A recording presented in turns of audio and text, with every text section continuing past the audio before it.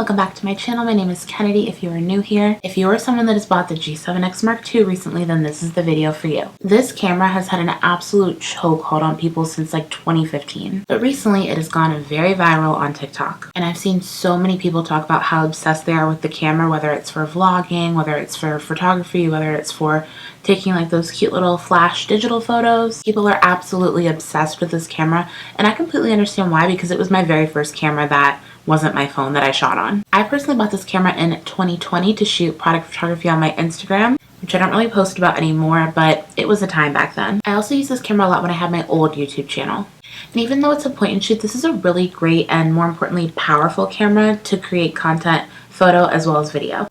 And now that I am back in my YouTube era, I'm going to show you exactly how I use this baby. And I'm going to show you the exact vlog settings that I use to get that creamy, smooth, buttery footage that everyone wants. Just a disclaimer, I am not an expert, I am not a professional, I'm just someone who loves content creation. I've been creating for a few years now and I have multiple different cameras. But again, this is my first and I still use it till this day because it really is that good. You don't have to do what I'm doing, this is just what works for me. Let's get into it.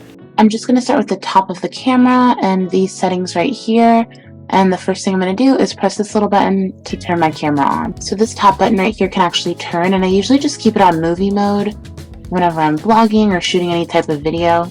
And then this little bar right here, this circle beneath it, I usually keep this at 0 or -1, just depending on the lighting I want. And I do only turn it to -1 if I'm already in a setting that has good lighting, because I feel like it makes my images a little bit sharper. But if you don't have good lighting, I'd recommend leaving it on 0. I'm going to hit this Q right here and take you guys through all of my movie settings. Starting out in the movie mode, I just keep mine on movie mode. There's like a few other settings down here, but movie mode just works best for me. Then I'm going to click this auto face tracker method. I have mine turned on right now. Another reason I really like this camera is because you can actually take a picture of your face and teach your camera what your face looks like, so it'll always pick up on you no matter what. Having this on will also help blur that background because it immediately identifies your face. This is image quality. Mine is just kept on RAW because it's the easiest to edit content later on my laptop or my iPad. Mine is just the highest frame rate, which is 59.94 pixels. If you are creating long form video, I highly recommend putting it in this frame rate. I think it's just a lot easier to download, compress, transfer. Next is self timer. Mine is just turned off because I don't really need it, but you can customize it or set it to 10 or 2 seconds. For ND filter, mine is currently turned off. I don't really find that I use it unless I'm taking photos. I'm gonna go on to this side. My ISO is automatic, but if I were to have it on, I would try to keep it between 125 and 200. My white balance is also automatic. I find that this helps again